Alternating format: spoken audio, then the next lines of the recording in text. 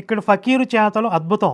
నేను అతని యజమానిని కాను. సరే, అతని దగ్గరికి వెళ్ళి దగ్గరలో ఉన్న ఆ బావి కవతల ఇరుకుదారి ఉంది, దానిలోంచి చక్కగా నడిచి రాగలవా అని స్పష్టంగా అడుగు అని శ్యామ అని అతని దగ్గరికి పంపారు. పైనేమో శామ్యా అని రాశారు, ఇక్కడేమో శ్యామ అని రాశారు. సర్లే, సేమియా అని రాయలేదు, సంతోషం.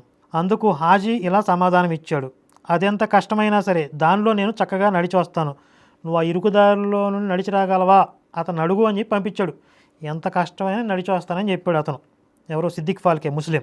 అయితే నన్ను ఆయన ప్రత్యక్షంగా కలవనివ్వాలి, ఆయన చరణాల వద్ద నన్ను కూర్చొనివ్వాలి. శ్యామ ద్వారా వచ్చిన సమాధానాన్ని విని బాబా అతన్ని ఇలా అడిగించారు: 4 వాయిదాల్లో 4,000 రూపాయలు నాకు ఇస్తావా? ఈ విషయం గురించి మాధవరావు అడిగినప్పుడు హాజీ ఆ మాట వేరే అడగాలా, వేలేమిటి కోరాలే కానీ 4 లక్షలైనా ఇస్తాను అన్నాడు. అది విని బాబా శ్యామాచే మళ్ళీ ఇలా అడిగించారు: ఈరోజు మసీదులో మేకను కొయ్యాలనుకుంటున్నాం. ఆయన మేక మాంసం తినేవాడు. ఎవరు అమ్మారు రా మేకను అక్కడ అని మా అమ్మా నాన్నల ప్రస్తావన తెచ్చాడు ఒకడు, గుడుంబాగుడు ఒకడు. అక్కడ మసీదులో మేకను కొయ్యాలనుకుంటున్నాడంట. నీకు మాంసం కావాలా, ఒక భాగంలోని మాంసం అంతటితో సహా ఎముకలు కావాలా, లేక నీ మనసులో దాని వృషణాలు తినాలన్న కోరిక ఉందా? వృషణాలంటే తెలుసుగా, కాయలు అవి తినాలనుకుంటున్నావా? అవి తినాలనుకుంటే వాటి వరకు చక్కగా కోసి ఆ కాయలు చేతిలో పెడతాడు అనమాట. నిశ్చయంగా ఏం కావాలో ఆ ముసలాన్ని అడుగు. ఓహో, అప్పుడు నేను మంచి వయసులో ఉన్నాడా? ఆ ముసలాన్ని అడుగు. ఈ ప్రకారంగా బాబా అన్న మాటలన్నీ శ్యామ హాజీతో చెప్పాడు. అయితే హాజీ స్పష్టంగా, వీటిల్లో నాకేది అక్కర్లేదు, మీ మనసుకి ఏది ఇవ్వాలనిపిస్తే అది నాకు ఇవ్వండి. నాకు ఒకే ఒక కోరిక ఉంది, మట్టి పాత్రలో ఉండే చిన్న మొక్క అయినా సరే ఒకవేళ నాకు లభిస్తే నాకు శుభం జరుగుతుందని నేను అనుకుంటున్నా. హాజీ పంపిన ఈ కబురు అందుకుని మాధవరావు వెనక్కి తిరిగి వచ్చాడు. ఇదంతా రాయబారం నడుస్తోంది 2-3 దఫాలుగా. అతను చెప్పిన సమాధానం చెప్పాడు: నాకు ఆ కాయలనే కాదు, ఏది పెట్టినా నేను తింటాను, ఒక చిన్న మొక్క అయినా పర్వాలేదు అని ఈ సిద్దిక్ ఫాల్కే చెప్పాడు. అతను బాబాకి ఈ విషయం చెప్పగానే బాబా మండిపడ్డారు. నీరు నింపే కుండను స్వయంగా ఎత్తి ద్వారంలోంచి బయటికి విసిరి మెంట్లో చేసినాయి. ఇంకా ఆ స్ప్లిట్ పర్సనాలిటీ లాంటిది సంథింగ్ అప్పుడప్పుడు వస్తూ ఉంటుంది కదా ఆయనకి, అది వచ్చేసింది. తమ చేతిని గట్టిగా కొరుక్కుంటున్నాడు. హాజీ దగ్గరకు వచ్చారు. ఇక్కడ చూడండి తమాషా. మామూలుగా అయితే హిందువులను అయితే వచ్చి కొట్టడం చేసేస్తాడు కదా, కానీ కొట్టేంత కోపం వచ్చినా హాజీని కొట్టట్లా, ముస్లింలు కొట్టట్లా, ఆయన చేతులు కొరుక్కుంటున్నాడు. అని ఆ కోపాన్ని కంట్రోల్ చేసుకోవడానికి ఆయన కొరుక్కుంటున్నాడు. అది హిందువులు అయితే కొట్టేసేవాడు. తమ 2 చేతులతో కఫ్నీని పైకెత్తుకుని, 2 చేతులతో ఆ కఫ్నీని పైకెత్తి, నీ మనసులో ఏమనుకుంటున్నావు? ఈ సిద్దిక్ ఫాల్కే దగ్గరికి వచ్చేసాడు. నా ఎదుట నీ గొప్పలు ప్రదర్శించుకుంటున్నావా? ముసలాడి బుద్ధి చూపిస్తున్నావు. ఇదేనా నువ్వు ఖురాన్లో చదివింది? అండర్లైన్ చేసుకోండి, ఇది అండర్లైన్ చేసుకోండి. ఇదేనా నీవు ఖురాన్లో చదివింది? మక్కా యాత్ర చేసి కూడా నీవు అహంకారం పెంచుకుంటున్నావు, అయినా నువ్వు నన్ను గుర్తించలేకున్నావు. ఇది కూడా అండర్లైన్ చేసుకోండి. నువ్వు నన్ను గుర్తించలేకున్నావు, అండర్లైన్. ఈ ప్రకారంగా బాబా హాజీని అవమానించారు. మాటలతో, ఉచ్చరించలేని మనసుతో, కనీసం ఊహించనైనా లేని మాటలు ఈయన కూడా బూతులు తిట్టాడు. కనీసం మనం ఊహించడానికి కూడా సాధ్యంగాని తిట్లు తిట్టాడు. హాజీ భయంతో ఎంతో వణికిపోయాడు. ఆ తర్వాత మళ్ళీ చూద్దాం. ఇక్కడ ఎందుకు కోపం వచ్చింది? ఆయన ఏమన్నాడు? నువ్వు కాయలు తినాలనుకుంటున్నావు అంటే నాకు కాయలే అవసరం లేదు, ఏదైనా తింటాను, ఏదైనా పర్వాలేదు అన్నాడు. అందులో తప్పేంటి? ఏదో ఒక విధంగా నాకు సాయిబాబా దర్శనం కల్పించండి, నేను ఆయనతో కాసేపు ఆయన పాదాల దగ్గర కూర్చొని భగవంతుడి గురించి మాట్లాడాలనుకుంటున్నాను, ఏదో ఆయనకి ఏదో చిన్న క్వశ్చన్స్ కోరికలు ఉంటాయి కదా, కాసేపు సంభాషించాలనుకుంటున్నాను. తప్పేంటి అంటే ఇక్కడ ఇదేనా నువ్వు ఖురాన్లో చదివి? ఖురాన్ ఏం చెప్తుంది? మనకి అల్లా మీద తప్ప ఇంకెవరితో మనకు అంత రిలేషన్ ఉండకూడదు, ఇంకా ఆయనే పరమాత్మ.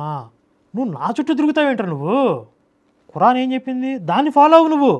అదవుతుందా? నువ్వు ఎందుకు టైం వేస్ట్ చేస్తున్నావు? ఇక్కడ నేను ఇక్కడ ఒక మిషన్లో ఉన్నాను, ఇక్కడ వీళ్ళందరినీ ఏం చేయాలో నేను చూసుకుంటున్నాను, నువ్వు నా చుట్టూ ఎందుకు? అంటే ఈయన ఎజెండా ఏంటి? హిందువులందరినీ ఆయన చుట్టూ కూర్చోబెట్టుకోవాలి, హిందువులందరినీ ఆయన చుట్టూ అక్కడ కాన్సన్ట్రేషన్ చేయించాలి. వాళ్ళ ఫోకస్ అంతా కూడా వేరే దేవతల వైపుకి వెళ్లకుండా అక్కడ ఆయన వైపు పెట్టుకోవాలి. దీనికి ఒక మంచి ఎగ్జాంపుల్ చెప్తా. 22వ అధ్యాయం 273వ పేజీలో ఇక్కడ సాయిబు గారి కాలి బొటనవ్రేలి మహిమను వర్ణిస్తున్నారండి. ఇక్కడ ఆ బొటనవ్రేలి మహిమ ధన్యం. బాబా స్వయంగా వేణుమాధవుడై, చూసారా ఇక్కడ బాబా స్వయంగా వేణుమాధవుడు అయిపోతాడు, శ్రీకృష్ణ పరమాత్మ అయిపోతాడు. ఇస్లాంలోకి వెళ్తే ఆయన యజమాని అల్లా అవుతాడు, ఈయన ఆయన బానిస అవుతాడు.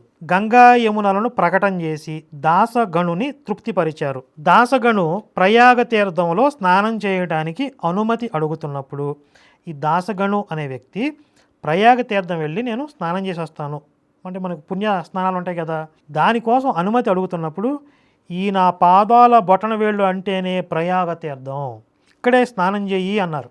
దా నా కాళ్ళకి దా, ఇదేరా ప్రయాగ తీర్థం, దా మునుగు దా. బాబా దాసగను ఆయన పాదాలపై మస్తకం పెట్టగానే ఈయన ఒంగుని దానికి ఆనిచ్చాడు, ఆ పాదాలకి ఈయన తలానిచ్చాడు. గంగా యమునలనే 2 ప్రవాహాలు ఆయన వద్ద ప్రకటమయ్యాయి, అని బొంగినాయి అనమాట.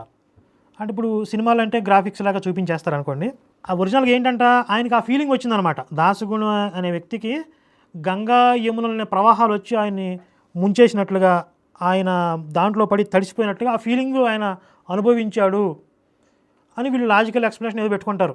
కానీ సినిమాల్లో సీజీలు వేసేస్తారు 2 ప్రవాహాలు వచ్చేసాయని. అయితే పాయింట్ ఏంటంటే ఇప్పుడు అక్కడ సిద్దిక్ ఫాల్కే అనేవాడికి నువ్వు నా చుట్టూ తిరుగుతున్నావురా, నువ్వు మక్కా మదీనా యాత్రలు చేసి ఖురాన్ చదివి ఇదే నేర్చుకుంది, నా ముందు నువ్వు బిల్డప్లు చూపిద్దాం అనుకుంటున్నావా, ఏం చేద్దామని ఇక్కడ ఏం బీగుదామని నా చుట్టూ తిరుగుతున్నావు, నువ్వు వెళ్ళి ఖురాన్లో ఏముందో దాన్ని నువ్వు ఫాలో అవు దాన్ని. కానీ హిందువులకి నువ్వు ప్రయాగ తీర్థం నువ్వు వంగోదా, నీకేం కావాలి అవి నేను పోస్తా కదా, అదే ఆ నీళ్లు అని ఆయన్ని ఆనించుకుని ఆ పాదాల మీద ఆయన కాళ్ళు ఆనించుకుని ఆయన వేణుమాధవుడు అయిపోతాడు ఇక్కడ. కాబట్టి ఇక్కడ ఈయన ముస్లిమ్స్ దగ్గర ఎలా వ్యవహరించాడు, హిందువులు వస్తే బూతులు తిట్టడం కొట్టడం ఇవన్నీ కూడా నిత్యకృత్యం ఆయనకి. ఇంతకుముందు ఒక ఎపిసోడ్ చేశా కదా, జవహర్ అలీ అతనితో అంటగాగడం కానీ, ఆయనతో ఈ షిరిడీ వదిలేసి వెళ్ళిపోవడం కానీ, మళ్ళీ ఈ షిరిడీ గ్రామస్తులందరూ వాళ్ళని బలవంతం పెట్టి వెనక్కి తీసుకొచ్చుకోవడం కానీ, ఆ జవహర్ అలీ అనేవాడు కూడా ఈ ఊరి గ్రామస్తులను వేధించాడు. వాడిని ఇంకొక దేవీదాసు అనే ఒక హిందూ గురువుతో డిబేట్ పెట్టించి వాడిని ఓడించి తరిమేశారు.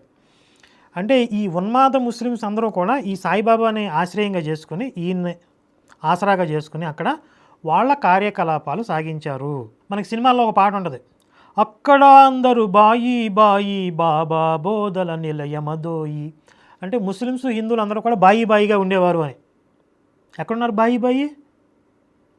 ఎప్పుడు కూడా వీళ్ళతో గొడవలు పెట్టుకోవడం, ఆ రోహిల్లా అనేవాడు వచ్చి గొడవలు పెట్టుకోవడం, వీళ్ళని తిట్టడం, వీళ్ళని వేధించడం, ఆ జవహర్ అలీ అనేవాడు వచ్చి మన వీరభద్రస్వామి దేవాలయాన్ని అపవిత్రం చేయాలనుకోవటం, ఇవన్నీ కూడా అక్కడ విక్టిమ్స్ ఎవరు, బాధితులు ఎవరు, హిందువులే. సాయిబాబా చనిపోయిన తర్వాత కూడా ముస్లిమ్స్ వచ్చి మీకేం సంబంధం, ఇతను మా ముస్లిం ఆచారాల ప్రకారం సమాధి చేయాలని గొడవపడ్డారు. ఈయన సమన్వయ సరస్వతి అయితే హిందువులకి ముస్లింలకి సమన్వయం చేసింటే ముస్లిమ్స్ వచ్చి గొడవలు ఎందుకు చేశారు, చచ్చిపోయిన తర్వాత మా ఆచార ప్రకారం సమాధి చేయాలని చెప్పి.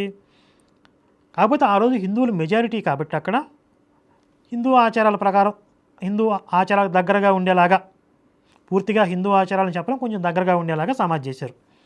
అక్కడ మెజారిటీ కాబట్టి నడిచింది. కానీ ప్రయత్నం చేశారు, వీళ్ళు గొడవ పడ్డారు కదా. అంటే సాయిబాబా బ్రతికొండగా కొంతమంది జిహాదీ గాళ్ళు వచ్చి హిందువులు నడిపించారు, ఆయన చచ్చిపోయిన తర్వాత కొంతమంది ఆ ఏరియాని కబ్జా చేయాలని చూశారు, భవిష్యత్తులో కూడా చేస్తారు. మొత్తం ఈ సచ్చరిత్ర అంతా చేస్తారు రేపొద్దున. ఇవో అంతా ఉందా మావాళ్ళేరా, మావాడే అలా ఆవిడ ఇదంతా మాదే అంటారు, మంద ఇదంతా అంటారు. ఇప్పుడు ఆ 300 రూపాయలు నాకు వెనక్కి కొట్టేయండి అని మెసేజ్ పెట్టాడు కదా, అతనికి మేము మెసేజ్ చేసాం, నువ్వు 300 రూపాయలు శివశక్తికి డొనేషన్ ఇచ్చినట్లుగా ప్రూఫ్ స్క్రీన్ షాట్ పెట్టాయా? ఎందుకంటే ఆ చాట్ హిస్టరీలో గూగుల్ పేలో అతని నుంచి డొనేషన్ వచ్చినట్లుగా అక్కడ కనపడట్లేదు. ఒకవేళ అతను వేరే అకౌంట్కి పంపించి ఉన్నట్లయితే, అంటే క్యూఆర్ కోడ్ ద్వారా ఐసిఐసిఐ బ్యాంకు వివరాలు ఇస్తూ ఉంటాం, ఒకవేళ దానికి పంపించి ఉన్నట్లయితే ఆ ప్రూఫ్ ఇవ్వు అని అడుగుతున్నాం. ఇంకెవరైనా సరే సాయిబ్ గారి భక్తులు, మా సాయిబ్ గారిని మీరు దేవుడిగా ఒప్పుకోకపోతే, మా సాయిబ్ని మీరు దేవుడిని ప్రచారం చేయకపోతే, ఇగో మేము గతంలో డొనేషన్ ఇచ్చాం, మా డొనేషన్ మనకు వెనక్కి ఇచ్చేయండి అంటే కనుక వాళ్ళు కూడా మెసేజ్ చేయండి, మీ డొనేషన్ మీకు వెనక్కి ఇచ్చేస్తాం. మీ సాయిబ్ గారిని మేము దేవుడు అని చెప్పాం, మీరు సాయిబ్ని విడిగా పెట్టుకొని మీరు పూజించుకోండి, మీరు అల్లా మియాకి రుణపడి ఉండి మీరు పూజించుకోండి. హిందువులు ఎవరు కూడా అల్లా మియాకి రుణపడి ఉండరు, అవసరం లేదు. వాళ్ళు శ్రీకృష్ణ పరమాత్మతో అనుసంధానం అయి ఉంటే చాలు, రామాయణం చదువుకుంటే చాలు, రాముడితో కనెక్ట్ అయి ఉంటే చాలు. కాబట్టి మీ అల్లా మియా, మీ సాయిబ్ గారి సచ్చరిత్ర మీరు చదువుకోండి. మీరు పూర్వజన్మల్లో ఆ లింక్స్ ఏమైనా ఉన్నాయో మాకు తెలియదు కదా. కాబట్టి హిందువుల మీద రుద్దకండి, సచ్చరిత్రలో ఉన్నవి చెప్తున్నాం, మనం ఇవన్నీ కల్పించుకోలేదు కదా. కాబట్టి ఇంకెవరైనా మా డబ్బులు మాకు ఇచ్చేయండి, మా సాయిబ్ని మీరు దేవుడిగా ఒప్పుకోకపోతే అంటే మీరు ఆ ప్రూఫ్ పెట్టండి, ఖచ్చితంగా మీ డబ్బులు మీకు ఇచ్చేస్తాం. జై శ్రీరామ్, భారత్ మాతా కీ జై.